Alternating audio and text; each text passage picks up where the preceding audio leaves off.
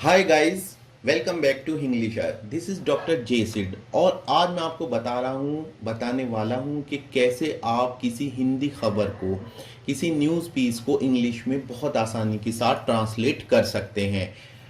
कोई भी news piece हो सकता है, वो कोई एडिटोरियल हो सकता है, एक गंभीर लेख हो सकता है, वो एक नॉर्मल बुक का रिव्यू हो सकता है, मूवी का रिव्यू हो सकता है। तो किसी भी तरह का कोई भी न्यूज़ पीस हो सकता है। सबसे पहले मैं आपको बता दूं कि इसकी ज़रूरत आपको कहां पर पड़ सकती है। जैसे कि आप अपने फ्रेंड के साथ कोई बात, कोई खबर शेयर करना चाह रहे हैं, आप उसको इंग्लिश में शेयर करना चाहते हैं। भले ही आपने वो न्यूज़ पीस जो पढ़ा है वो हिंदी में पढ़ा है, लेकिन आप उसको शेयर इंग्लिश में करना चाहते हैं, तो तब ये बहुत हेल्पफुल होगा। दूसरे वो ब्लॉगर्स जो हिंदी भाषी हैं, हिंदी में सोचते हैं और वो अपने कुछ आर्टिकल्स इंग्लिश में लिखना चाहते हैं, तो उनके लिए भी ये सीरीज काफ़ी हेल्पफुल होगी।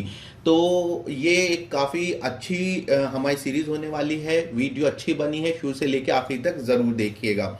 आज मैं आपके लिए एक छोटा सा न्यूज़ पीस लेकर आया हूँ, छोटी सी खबर लेकर आया हूँ।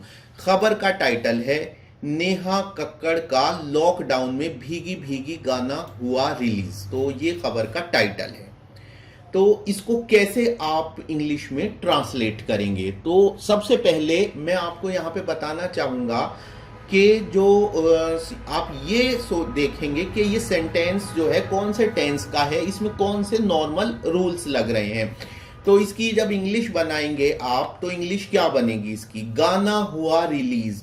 तो Neha Kakkar releases her new song भीगी भीगी, और चूंकि इसमें आ रहा है लॉकडाउन में, तो लॉकडाउन में की इंग्लिश वो आप रट ही लो, अमिड लॉकडाउन, क्योंकि लॉकडाउन चल रहा है और इतना ज्यादा इस्तेमाल हो रहा है। तो amid lockdown Neha Kakkar releases her new song.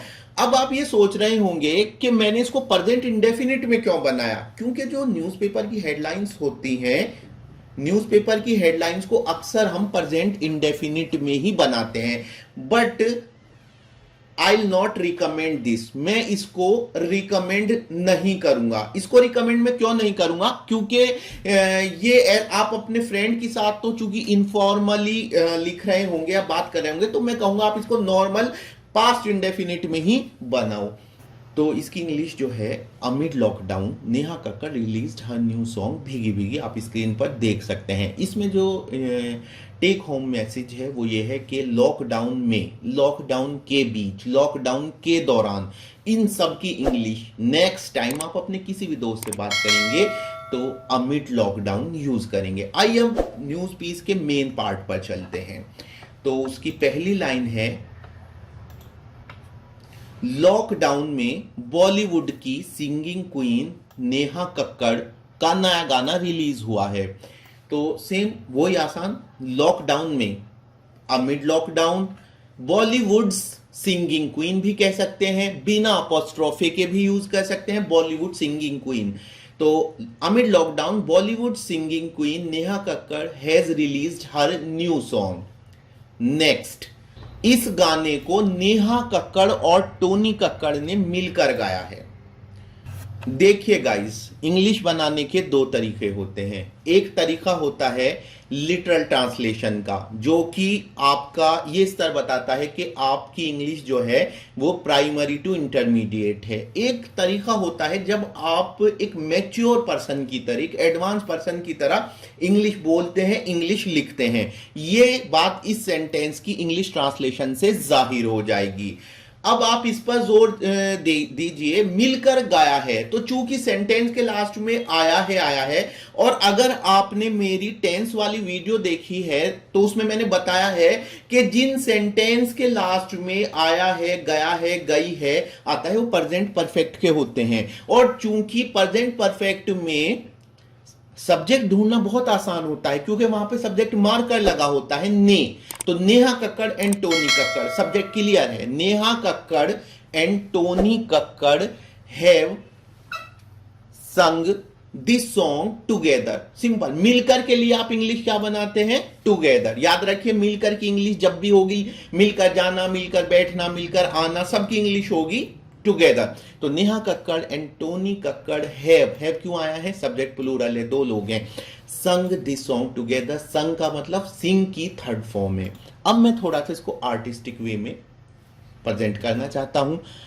It is a duet song by Neha Kakkar and Tony Kakkar. बात वही रही, सेंस भी वही रहा, बात में थोड़ी सी मजेदारी आ गई, बात थोड़ी सी आर्टिस्टिक हो गई। ड्यूएट एक वर्ड होता है, ड्यूएट का मतलब होता है जब दो लोग मिलकर किसी काम को करते हैं तो उसको हम ड्यूएट बोलते हैं। और चूंकि ये यहाँ पे एडजेक्टिव के तौर पे यूज हुआ है तो ड्यूएट सॉन्ग यानी मिलकर गाया जाने वाला song by Neha Kakkar and Tony Kakkar. I hope आप इस पॉइंट को अच्छे से समझ गए होंगे। ये आपके इंग्लिश के लेवल पे डिपेंड करता है कि आप पहले तरीके से इंग्लिश बनाते हैं यानी कि लिटरल ट्रांसलेशन करते हैं या फिर आप थोड़ी सी एडवांस ट्रांसलेशन करते हैं। मैं आगे बढ़ूं इससे पहले आपके लिए एक वर्ड छोड़कर जा रहा हूं, डेब्यू। डेब्यू एक ऐसा ही वर्ड है, चाहे आप उसको पहली फिल्म कह सकते हो, चाहे आप उसको डेब्यू मूवी या इस तरह बोल सकते हो। एनीवेज आगे बढ़ते हैं। भीगी भीगी सॉन्ग फैंस को खूब पसंद आ रहा है। सेंटेंस है प्रेजेंट कंटिन्यूअस का, सब्जेक्ट है fans. Fans are liking this Bheegi Bheegi song. Simple, जो ब्लैक में लिखा हुआ है fans are liking this Bheegi Bheegi song very much, literal translation है। अब हम देखते हैं कि क्या हम इसको थोड़ा सा आर्टिस्टिक इसमें हम फ्लेवर डाल सकते हैं क्या। तो fans are falling head over heels for this Bheegi Bheegi song. तो head over heels, fall head over heels English का एक इडियम होता है जिसका मतलब होता है किसी के प्यार में बहुत ज्यादा पड़ जाना, किसी को बहुत ज्यादा पसंद करना, किसी को बहुत ज्यादा लाइक करना। तो आप इसका अपने कन्वर्सेशन में यूज कर सकते हैं। तो आपने देखा कि लिटरल ट्रांसलेशन भी वही मीनिंग कन्वे करती है और थोड़ी सी आर्टिस्टिक भी वही कन्वे करती है, लेकिन थोड़ा सा आपका जो है सुनने वाले को मजा आ जाता है। तो fans are falling head over heels आप इसको अपने नोटबुक में भी लिख सकते हैं। तो आगे चलते हैं। इस रोमांटिक गाने को टोनी कक्कड़ और प्रिंस दुबे ने मिलकर लिखा है। गाइस मिलकर फिर से आ गया, अभी मैंने आपको बताया था कि मिलकर की इंग्लिश टुगेदर होती है। तो इसमें प्रेजेंट परफेक्ट टेंस है। Tony Kakkar and Prince Dubey have written this song together. चूंकि इसमें रोमांटिक गाना कहा गया है तो आप इसको ट्रांसलेशन में लिखेंगे Tony Kakkar and Prince Dubey have written this romantic song together. आइए आगे बढ़ते हैं। टोनी और नेहा कक्कड़ के इस गाने को रिलीज होने के केवल कुछ ही देर में 4 लाख से ज्यादा व्यूज मिल चुके हैं। परेशान मत होइए, डोंट वरी कि इतना बड़ा सेंटेंस हो गया है, कहाँ से सब्जेक्ट ढूंढेंगे, कहाँ से वो। ये मैं आपको अपने क्लॉज वाली जो वीडियो है उसमें बहुत अच्छे से समझा दूंगा कि आप कैसे क्लॉज में उसको पार्स करते हैं। तो इसमें भी मैं आपको बता देता हूं कि आप इसको कैसे कहेंगे। देखिए ये है टोनी और नेहा कक्कड़ के इस गाने को रिलीज होने के केवल कुछ ही देर में। ये जो सेंटेंस है इसमें सब्जेक्ट है, जो इसमें पहला वर्ब ढूंढिए।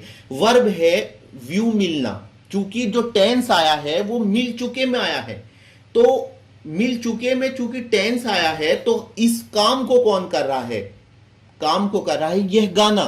तो इस गाने को 4 लाख से ज्यादा व्यूज मिल चुके हैं। सिंपल सेंटेंस बना लीजिए, इस गाने को 4 लाख से ज्यादा व्यूज मिल चुके हैं। तो this song has garnered 4 lakhs views. इसकी इतनी इंग्लिश बनाइए। पहले यहां पे मैंने एक वर्ड यूज किया है गार्नर। तो गार्नर का मतलब होता है कोई इंफॉर्मेशन या कोई चीज इकट्ठा करना। तो this song has garnered 4 lakhs views. अब हम इस हिस्से की इंग्लिश बनाएंगे टोनी और नेहा कक्कड़ के इस गाने को। तो ये चूंकि पूरी एक नाउन फ्रेज है तो टोनी और नेहा कक्कड़ को आपको गाने के साथ जोड़ना है।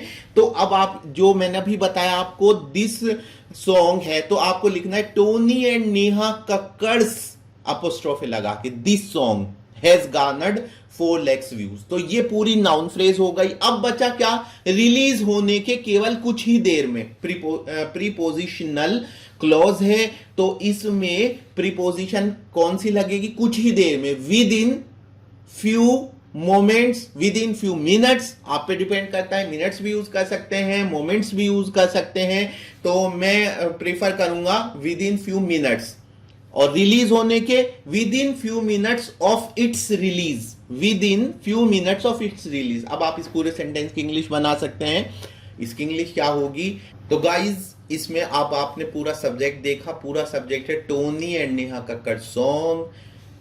प्रेजेंट परफेक्ट टेंस है, तो प्रेजेंट परफेक्ट टेंस है। गार्नर मैंने अलग से एक वर्ब यूज की है। आप गार्नर की जगह कलेक्ट भी यूज कर सकते हैं, गैदर भी यूज कर सकते हैं। तो ये सारी वर्ब यूज हो सकती हैं। 4 lakhs views with in few minutes of its release, ये एक प्रीपोजिशनल क्लॉज है। रिलीज, अब इसके रिलीज होने के कुछ ही मिनट्स के अंदर अंदर, तो अंदर अंदर कुछ ही देर में, सबके लिए आप ये फ्रेज यूज करेंगे। नेक्स्ट लाइन की तरफ चलते हैं।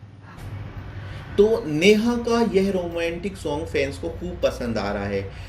ये ही जो सेंटेंस है, ये ही सेंटेंस हमने इस पैराग्राफ के शुरू में भी देखा था, तो उसमें भी हमने बनाया था। मैंने आपको बनाने के 2 तरीके बताए थे वहां पर।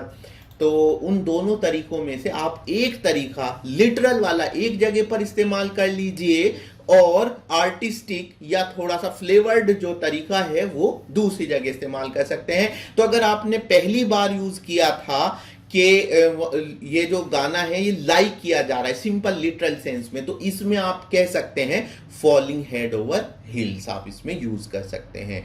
तो गाइज आज की वीडियो में इतना ही। वीडियो कैसी लगी जरूर बताइएगा, आपके फीडबैक का मुझे इंतजार रहेगा। अपना फीडबैक कमेंट सेक्शन में मुझे बताइए। तो ऐसी ही एक और वीडियो लेकर मैं आपके सामने जल्दी ही हूँगा, फिर से हूँगा। लेकिन आपसे मैं कहना चाहूँगा कि इंग्लिश सीखने की इस रेस में, इस सफ़र में इंग्लिशर आपके साथ है। तो इसलिए आप हमारा चैनल सब्सक्राइब कीजिए। वीडियो अच्छी लगी तो लाइक और शेयर कीजिए। हमारा फेसबुक पेज भी विजिट कीजिए, और मोस्ट इम्पोर्टेंटली हमारी वेबसाइट www.englisher.com भी विजिट करना ना भूलें। Thank you very much.